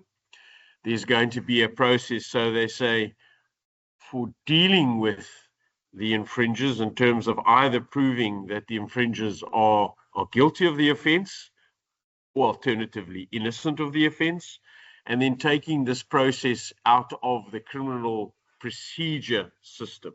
Now, there's been a lot of debate around that, and the association has made a number of comments and submissions to the Department of Transport about the whole process of moving these things out of the court process, as your common law rights have to remain paramount. But we're going to have to see where that goes as well. The biggest thing really is going to be around the penalizing of drivers, and in our case, operators and vehicles, and that's the points demerit system. And that's really where a lot of the discussion has been focused over the last 2 to 3 years, because that brings with it, in terms of these demerit points, cancellation of licenses, cancellation of vehicle licenses and operator cards. And we'll talk about that a little bit more. As I said, I'm not going to speak about the number of points you get for the various types of offences. There's also, as true to government form, the creation of a government state-owned entity, which is going to administer and manage all of this. And again, there's a fair amount of question around that and how that's going to affect going forward, how this process comes into play. So one of the first questions that's at the top of most people's minds is, so when is this ARTO going to be implemented? It first came out in 1998, and since then it has been delayed and delayed and delayed, and the last time we heard of a date was round about April 2026, that this would start to roll out with various metropolitans and various municipal areas in line to be rolled out for the end of the year, around about September. However, there's no government gazette which deals with a number of issues that were raised by the association and a number of other complainants as well, obviously, in terms of how this is going to be applied. So never mind the rollout, how this is going to be applied. And the questions we asked were questions around basic facts, like, for example, while your vehicle is out driving and it is earning points, how quickly are those points going to appear on an administrative system of some sort or description? How quickly are you going to be able to access those points and see where they were earned, how they were earned, and how you're going to be able to deal with those points without suddenly being faced with the next steps in this process, which is you're now operating either a so-called unlicensed driver or a driver who has exceeded the maximum permissible amount of demerit points, or vehicles with the same sort of idea that have exceeded the maximum number of points. We've also raised serious concerns around issuing points to vehicles. As vehicles, you can't change their behavior. We've yet to see vehicles leaving yards without drivers and without permission. So yes, a lot of debate still to happen around points and how they're issued. But at this stage, there is no government gazette which clearly defines how this process is going to be put in place. On a number of times, we've spoken about the various steps of ARTO. The thing to remember is that it's very, very time sensitive, and not only is it time sensitive for you as an operator, so too it is for the enforcement agencies. The dates that were initially in the legislation referring to the infringement notice, the courtesy notices or courtesy letter, and the enforcement orders, those timeframes have stayed the same. They're still at 32 days. Of course, this is based on a system which can actually get that notice to you within that time frame. And you will recall that in the initial phases of ARTA, this was going to be heavily based on the post office. Well, that's not going to work now, is it? And it was going to be based on registered letters, which of course also are not something you very commonly see. So the legislation has been changed to bring it in line with so-called modern communication methodologies. So you can expect to see notification of these infringements and or courtesy letters or enforcement orders, as the case may be, coming through to you via SMS or WhatsApp or email. There was quite a bit of a backwards and forwards around that 3 years ago, but that is probably going to be the way in which most communication is going to happen. It is, of course, really dependent on a contraventional module or database or portal, whatever term you'd like to use, being accessible to each and everybody, each and every minute, second, hour of the day. And that yet has to be designed and put in place, because once you start issuing notices and have a very, very tight reply regimen or timeline, you're going to need to be able to get to these notices very, very easily and very quickly. There are some examples of infringements that you can get on various platforms. We've also published that list. I'm not going to go into detail with this, but the important thing to understand is that you can earn various amounts of demerit points based on the type of infringement or the type of prosecution and or offense that you commit. And those are important to watch. Some of the infringements only have a rand value. There are no demerit points. So it's interesting to note that the authorities have started to change the way they initially thought about this process. The important thing is going to be how these points are administered and how those who will continue to drive on the road in a reckless or negligent manner are going to be dealt with. And that's really what lies at the very bottom of all of this. What is important is that you need to know that once the points come into play, and I'm sure the first question is going to be, when do they come into play? And that, again, has been a very difficult discussion.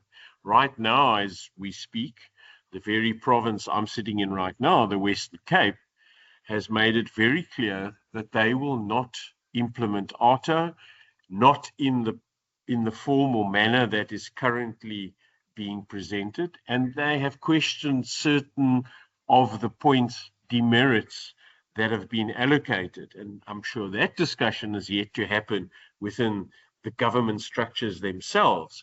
But the point system won't come into operation until each and every licensing authority, each and every province, each and every local authority actually applies the point demerit system. Otherwise, you will have an unfair process happening in the country.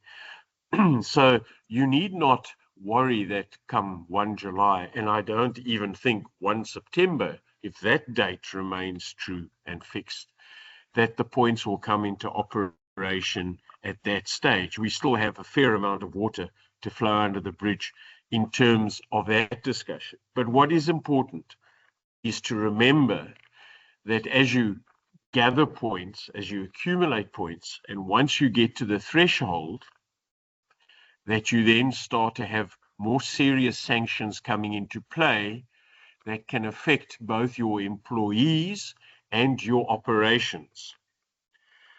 Probably the most important thing to understand are two things. The first is that every demerit point is going to take 3 months to disappear, and I use the term disappear.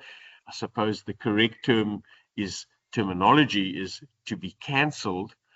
So every demerit point will take 3 months to be cancelled if and only if you as the individual, the driving license holder, or the vehicle does not commit another offence in 3 months. So you can imagine how difficult that's going to be. First of all, to manage, and secondly, to ensure that neither the driver nor the vehicle incurs further points. That brings into question the first thing that is going to face any employer who employs a person in the function of driver. What are you going to do when your driver starts to accumulate demerit points? And at what stage are you going to take some sort of action? And the action doesn't necessarily mean you're going to fire the driver or you're going to take disciplinary action. It is probably quite reasonable that your drivers who spend most of their time on the road are going to earn points far faster than the average driver on the road. That's their job. They are professional drivers. They spend 15 hours in a day driving, depending on what they do. They drive vast distances. They go into various countries. And so there's a good chance that they can pick up points as they go along. And there are over 2,700 various offences for which there are points. As I said earlier, not every single one of them has points. But there can be a good chance your drivers will pick up points almost similarly to you driving down the road and catching moths or butterflies on your windscreen. So it's going to be important to manage that and to understand that. And then secondly, it's important to remember that your driver can earn points in his or her own private time, in their own license categories.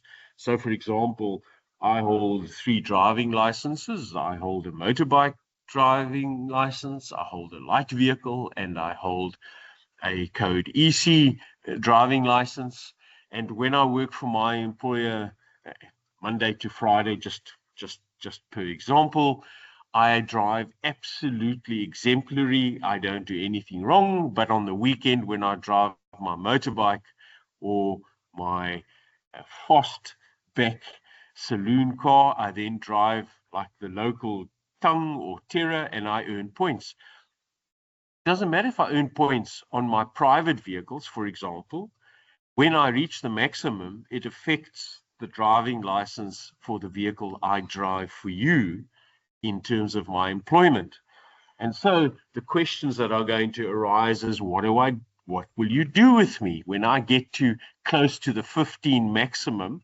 Are you going to put in a policy where you say, well, if you get to 12 points, we're going to take you off driving, so we can put you in a protected environment so that some of your points will expire or be removed? And the question then arises is, but I'm employed as a driver. What am I now going to be employed at? So those are the questions that the association under the leadership of Magresha are looking at. And it's good to speak to Magresha and chat to the Labour team in terms of what sort of policy should I put in place in terms of dealing with my employees. And remember, it's going to be anyone in your business who, as part of their task, has a driving function. So if you have employees who don't drive, well, then that's not really an issue. You're going to have to speak to your vehicles as well, rather sternly, because they can also earn points. And you're going to have to make decisions around how you deal with your vehicles. And that's one of the biggest battles, biggest discussions, negotiations that the association has been having with the Department of Transport over the last 10 years, this aspect that vehicles can earn points. Nowhere else in the world do vehicles earn points. Your vehicles are either roadworthy or they are not. You have to get them roadworthy and back onto the road. There's nonsense that they could stand somewhere for 3 months for every point they're over the 15 or whatever the threshold may be when it's finally decided, is absolute nonsense. There's also a program called a rehabilitation program, which is now being put into legislation, the details of which are non-existent. The details of who is going to provide this program are non-existent. And of course, the most important aspect for many operators is the cost. What is this going to cost? That's also non-existent. But if your driver, and we've asked whether vehicles can do this too, tongue-in-cheek, but if your driver successfully completes a rehabilitation program, then 4 demerit points in a cycle will be taken away. So if you're close to the current 15 threshold, you could have 4 taken away and you back down to wherever you are, 10, 11, whatever the case may be when you go in. So that is still up for discussion. And then, of course, there's the operator card. So an operator can earn demerit points based on vehicles, how vehicles earn points, and how drivers and their employee earn points. And the real problem here is when you come to sell assets, transfer assets, you want to scrap or export vehicles to other operations within Africa, what happens to those points? Those points are then transferred onto your next newest vehicle, which could be brand spanking new, and you just are saddled with those points again. So also a huge problem for us that we've raised with the Department of Transport. One of the biggest sticking points for us has been access to points. It's impossible to run a transport operation without knowing the status of your drivers and your vehicles in terms of the National Road Traffic Act. Chapter 6 of the Act is very clear that you may not allow a person who is otherwise disqualified from driving a vehicle on a public road. So the simple language is somebody who doesn't have a license, or somebody whose license has been suspended or cancelled, or somebody who can't see, for example, as a disqualification. Or you may not allow a vehicle to be used which may be unroadworthy or damaged in any manner or form, or damage the roadway, or leak dangerous goods or substances. You may not, as an operator, as an owner, as a director of a company, you may not either operate that vehicle or allow those drivers to drive vehicles on the road. How are you going to know whether they are now suddenly no longer licensed drivers, or this vehicle suddenly has accumulated points while you were sleeping and it snuck out of the depot? So there needs to be a system to access these points. And yes, there is going to be access, so we are told, but you're going to pay for this. And every time you access, you're going to pay for that access. We're told that, you can get a 6-month or a 12-month discount. But as you can see from the figures there, and you know how many drivers work for you, or how many people in your organization perform a driving task as part of their duties, you are going to, every time that you want to access this portal yet to be created, to find out how many demerit points this individual has, he or she has, you're going to pay 60 Rand per individual. And of course, you first have to get the individual's permission. So you need to make sure that your employment contracts cover this. Make it very clear that if driving is one of the tasks, part of your tasks, or the task, that in the employment contract, it is very clear that the driver gives you permission to access those points. Currently, that permission is only valid for 6 months, so you're going to have to do this every 6 months, but that is also under hot negotiation and dispute. Some of you will work out that very quickly. You'll see you'll pay far more in admin fees, access fees, than you probably would pay in fines, depending on what sort of operation you run and the number of fines, the exposure you have to prosecutions. So this is also of huge concern for us. Of interest in other countries like Australia, from whence the system comes, or the United States or the UK, you can access points freely, because this is about road safety, isn't it? Or the so-called road safety. It's about changing behavior. Whereas in South Africa, every time you want to access, you're going to pay. And of course, the question is, how frequently is that database updated so you know where you are? That gives you an idea of the sorts of costs. As I said, we have had numerous discussions around this, because you can see this is where you start to see this is a revenue stream of note. It's not really about changing behavior or changing really what's happening out on the roads. And the larger the fleet you have, you can of course see the greater you're going to need payment to be made in terms of accessing those. The question also arises is, how often do you need to go and ping this database, query this database? Is it going to be once a week, twice a week, once every 6 months? So that's the next question. And of course, then the costs related to that exponentially increase every time. So what is the association saying that you as an employer need to look at? So this is not operational. This is in terms of employer. There are a couple of points there. And again, you're more than welcome to contact the association if you'd like us to come along to your business and do a one-on-one with you, with your HR, your IR, with your managers. If you'd like us to have a chat even with the drivers, we're open to doing that, to explain to the drivers exactly what sort of exposure they have. Because sometimes I'm sure you'll find that employees think this is just a scary game being played by the employer. So if you want somebody independent to come along and have a chat, we are open to doing that. The important thing for the drivers is to understand, and I don't think one can underline it any more clearly than what they do in their private time, when their private vehicles can also affect their readiness to work, if you would, can affect them being able to drive for you. So a very, very important aspect to raise. I did that very quickly, and I specifically didn't run down the different types of offences and the sorts of points related to that.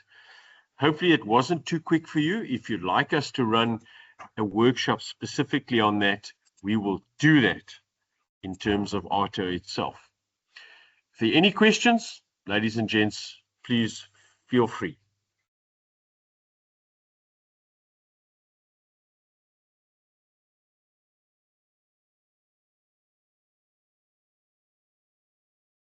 Well, hopefully someone's going to speak to me. Otherwise, I think I've been speaking in a box. It's Heather. Heather, yes. Thank you. Yeah, it's Heather here with a gruff voice again.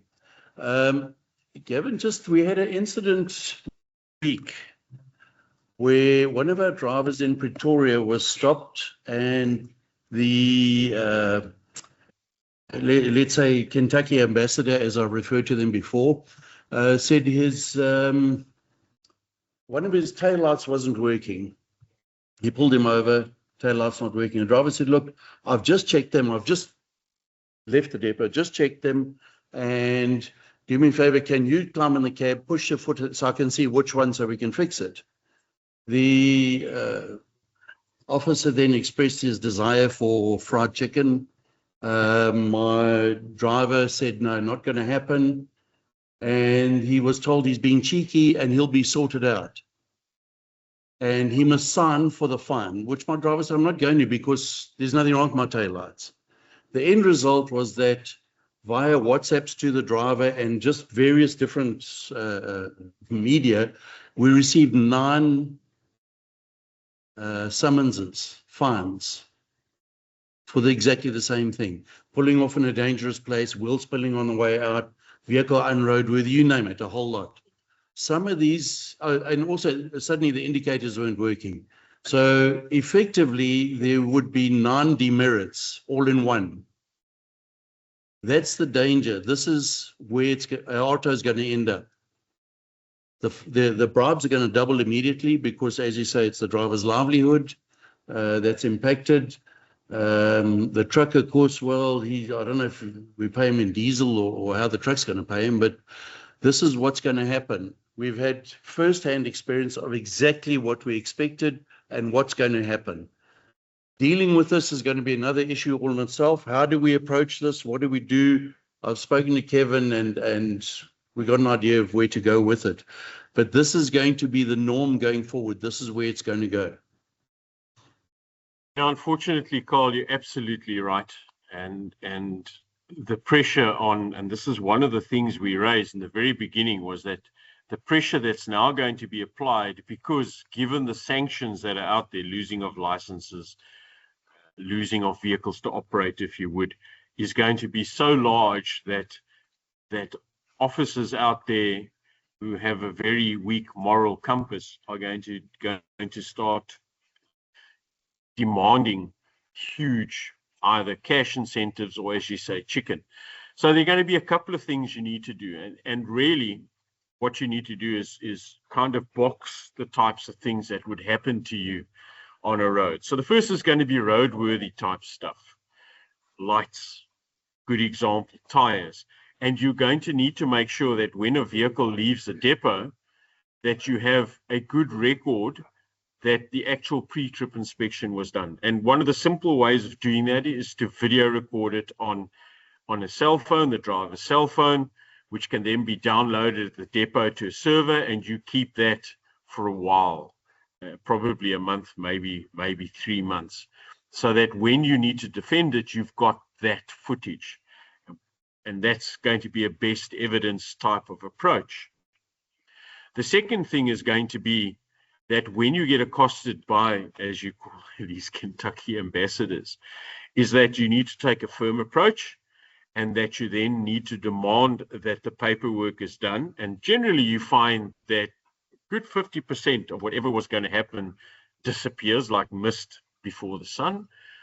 And you take that paperwork and you start then the process of writing to the issuing authority and saying, you know, I'm appealing this is incorrect and what have you. So it's going to be that case. And then finally, it's going to be, and that's still yet to be determined, is this process where you actually have the opportunity to appear before somebody. A tribunal is what they're talking about, but we actually push through with that. I think collectively we're going to have to make sure that those sort of instances are reported to us, because we can then build up a database. And if this typically happens in an authority, we can then go to the authority, as we do in some authorities already in South Africa, and say, this is what your officers are doing, this is what they're trying to do, and we take it on from that way. But we're going to have to be far more proactive in terms of, not just reactive, proactive in terms of getting these notices through to us and dealing with those authorities. But the pressure is going to be huge, because this is big money or big buckets of chicken that you can probably extort through this process. It's one of our greatest concerns. Then, of course, there's the other concern, is that you've just spoken about it, this victimization, this vilification, and how do we deal with that? That's going to be a challenge going forward. Is there anybody else?